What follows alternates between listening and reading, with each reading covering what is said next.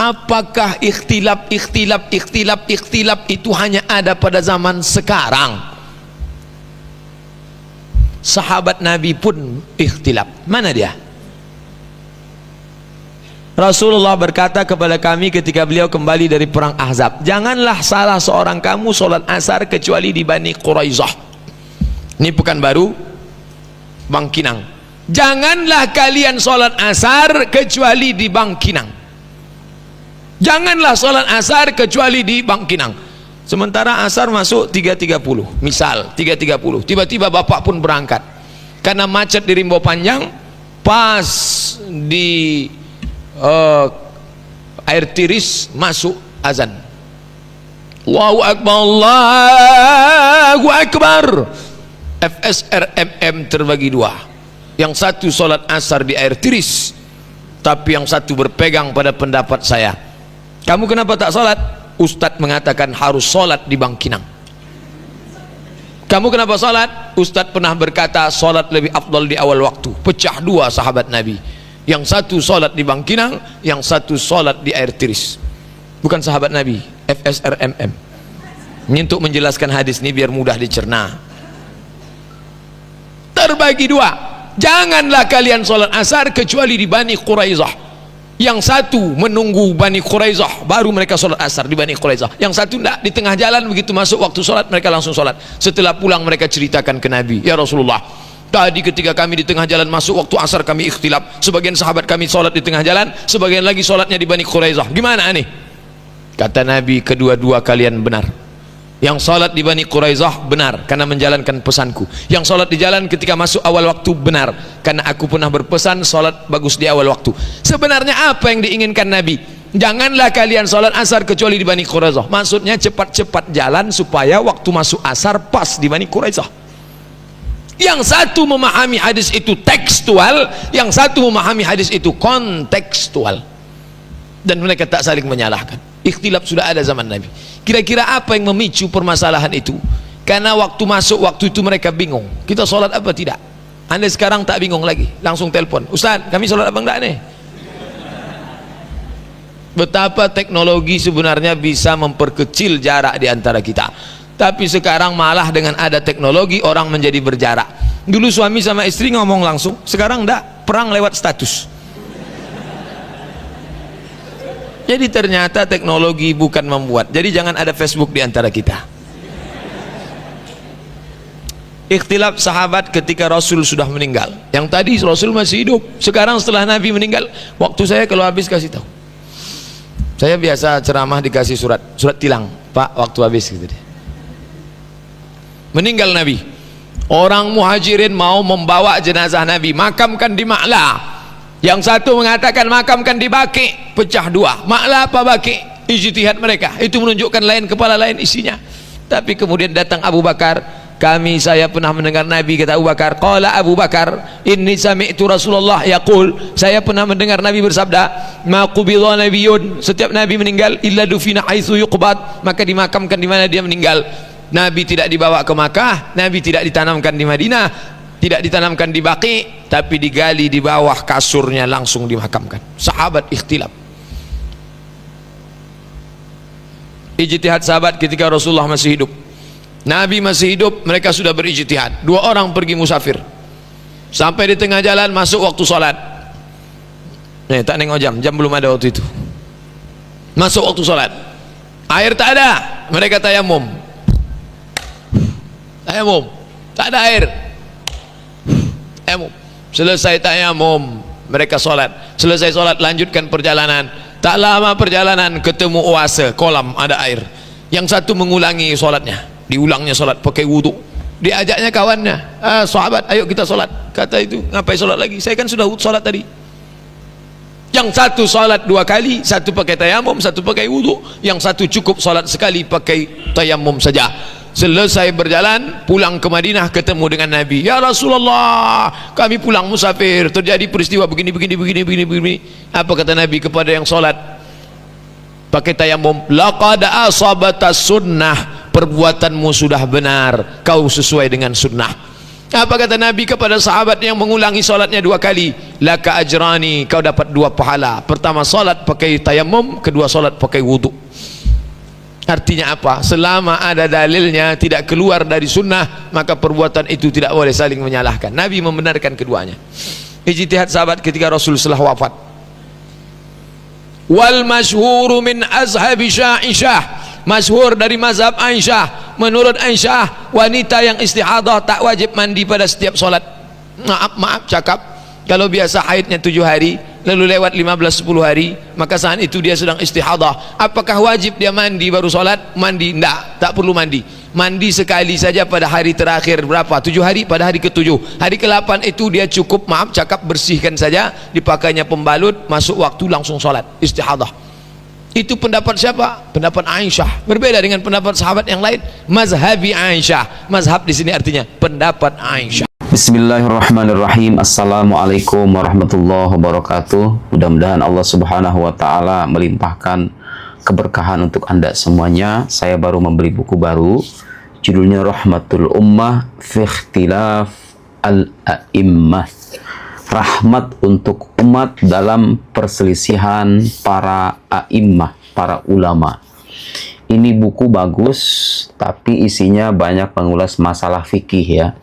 Apa sisi bagusnya? Dia menampilkan banyak sekali perbedaan pendapat ulama terkait rincian-rincian masalah fikih, baik yang berkaitan dengan ibadat maupun muamalat.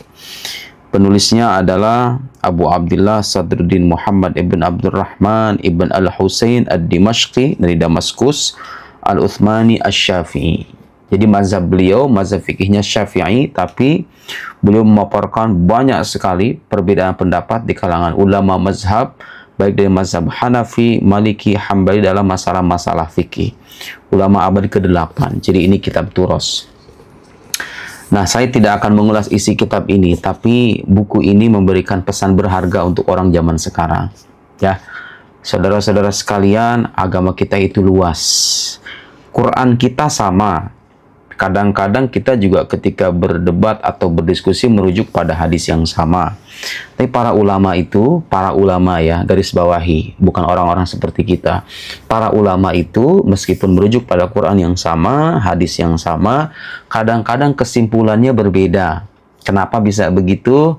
Ada banyak sekali faktornya, tapi yang jelas perselisihan mereka itu pada akhirnya menjadi rahmat bagi umat Nabi Muhammad SAW, karena dengan adanya perselisihan itu kita mudah dalam beribadah.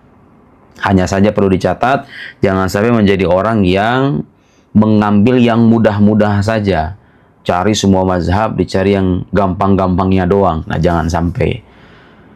Kenapa ulama bisa berbeda pendapat? Satu, karakter bahasa Al-Quran, bahasa Arab secara umum, itu hamalul aujuh. Dia bisa multitafsir.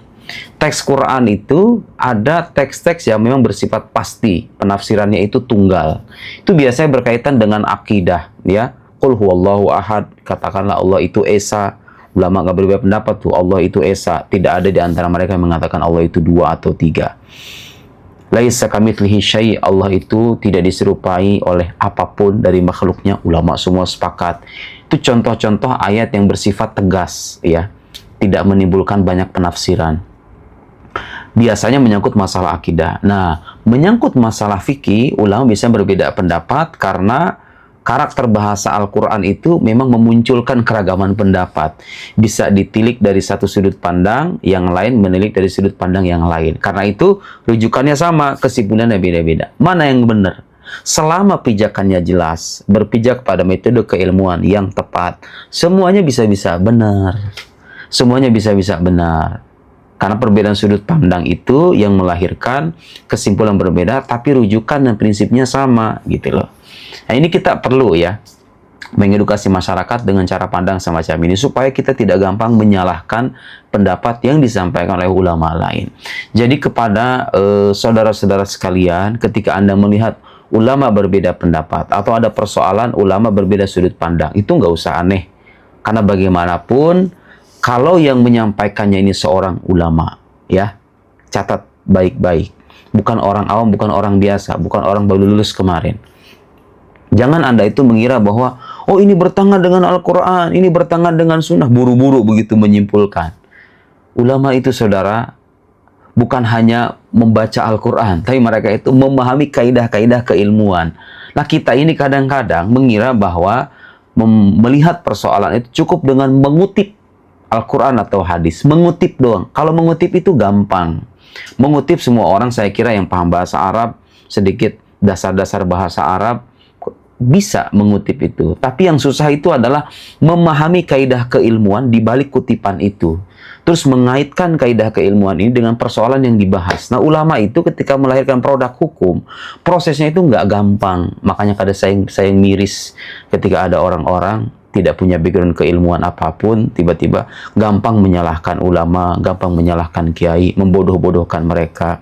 Hanya karena ada persoalan-persoalan yang secara lahiriah itu keliru. Ya, secara lahiriah. Tapi kalau bisa ditelisik secara mendalam, kadang-kadang ada pembenarannya. Karena itu penting bagi masyarakat umum untuk berbaik sangka kepada para ulama itu. Jangan sampai gampang mengkafirkan atau menyalahkan selama itu berkaitan dengan hal-hal yang bersifat partikular.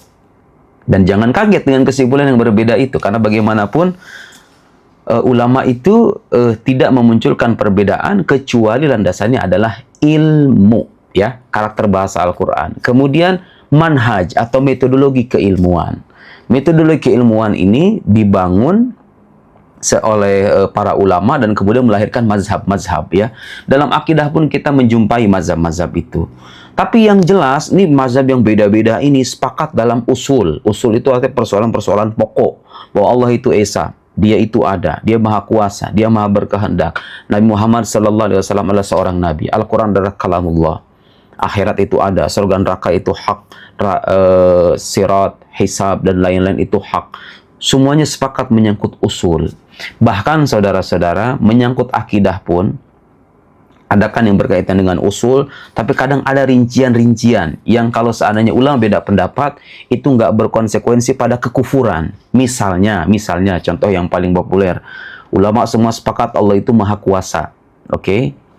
Allah itu berkuasa dengan sifat kuasa yang berada pada dirinya atau berkuasa dengan zatnya. Nah, itu ulama berbeda pendapat itu, ya.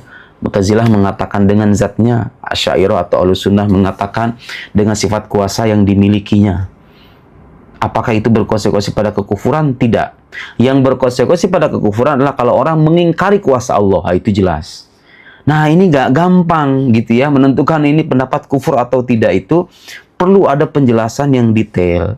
Jadi jangan sampai itu gampang kita menghukumi, oh ini menyimpang, ini gini. Selama yang menyampaikannya adalah ulama, rujukannya jelas. Jadi orang-orang seperti kita ini jangan sampai menuduh, ini menyalahi Al-Quran, ini menyalahi sunnah, dikutiplah ayat Al-Quran, dikutiplah sunnah. Ini lihat, meskipun ulama kita harus tetap tegas berpegang teguh pada Al-Quran dan sunnah. Anda lupa, ya, itu orang yang kadang-kadang Anda salahkan itu jauh lebih memahami Quran dan sunnah ketimbang Anda. Penting gitu, ya, kita membangun kesadaran semacam itu. Saya secara pribadi ini, ya, ketika saya berguru kepada para ulama Al-Azhar, manakala ada 1-2 pendapat atau beberapa kesempatan saya menyimak mereka memunculkan pendapat yang saya belum bisa mencernanya, bagi saya secara pribadi, sikap saya pribadi, kadang-kadang saya menuduh pemahaman saya terlebih dulu. Mungkin saya yang belum terlalu paham.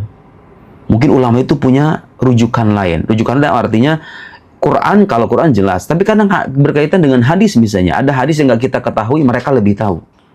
Karena itu bisa terjadi, ya. Atau ayat Qurannya sama, tapi cara mereka memahaminya berbeda. Karena kita pengetahuannya terbatas, sementara mereka luas. Sehingga kesimpulannya terlihat aneh bagi kita. Terlihat aneh itu bukan karena salah. Tapi kadang-kadang karena memang keterbatasan pemahaman kita. Saya tuduh pemahaman saya dulu. Atau kadang-kadang saya mentakwil ungkapan mereka. Oh, mungkin maksudnya bukan begini. Mungkin maksudnya begini, cuman saya belum paham. Alhamdulillah saya merasa nyaman dengan sikap semacam itu sehingga tidak menjadi orang yang gampang menyalahkan pendapat para ulama, apalagi yang sanad keilmuannya jelas. Belajar agamanya nggak setahun 2 tahun doang, puluhan tahun. Itu sebagai bentuk penghormatan kita kepada mereka. Dan saya secara pribadi ketika saya menyampaikan ceramah, saya menulis, saya sering mencari rujukan dan berupaya mencari rujukan yang tepat ketika ingin menyampaikan sesuatu kepada masyarakat. Karena bagaimanapun ilmu itu adalah amanah, ilmu itu adalah sesuatu yang harus memiliki landasan, karena bagaimanapun tidak adalah sesuatu yang berharga dalam pandangan agama. Kalau seandainya kita keliru, khawatir kita menyesatkan banyak orang. Tapi kalau kita punya landasan yang tepat, maka kita akan merasa aman. Dan para ulama itu, ya, sekali lagi ketika mereka berselisih, mereka merujuk kepada Al-Quran dan Sunnah. Pemahaman berbeda, sudut pandang yang kadang nggak sama, kaidah keilmuannya kadang-kadang ada sedikit perbedaan. Jadi harusnya kita maklumi, di samping karakter bahasa Al-Quran, bahasa Arab yang memang punya kemampuan untuk menampung keragaman makna dengan ungkapan-ungkapan yang ringkas itu. Nah, saya kira sudut pandang semacam ini penting untuk kita ketengahkan di masyarakat, ya, supaya tidak gampang mengkafirkan, tidak gampang menyalahkan. Kita boleh menyalahkan, ya, menghargai keragaman pendapat bukan berarti kita itu membiarkan semuanya. Enggak, ada persoalan-persoalan yang nggak bisa ditolerir. Manakala misalnya dia mengingkari hal-hal yang fundamental, kita harus buktikan penyimpangan itu dengan argumentasi.